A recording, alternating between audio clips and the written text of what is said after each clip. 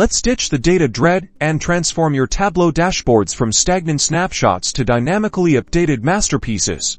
First, for Tableau Server users, log in and navigate to the specific dashboard you want to automate. Find the Schedule Refresh option, often located within the Extracts menu or Data Source settings. Here, you can define a refresh schedule, whether it's hourly, daily, weekly, or even based on specific times. Choose a schedule that aligns with how frequently your underlying data is updated. Next, for more advanced automation, consider using command line scripts. Tableau's Tabcmd utility allows you to trigger refreshes programmatically. You'll need to install Tabcmd and configure it to connect to your Tableau Server. Once set up, you can write a script to refresh your data source, and you can run the script using Windows Task Scheduler or other scheduling tools. If you need flexibility beyond Tableau Server's native scheduling, explore external scheduling tools. These tools often provide more granular control over scheduling, alerting, and error handling. That's it.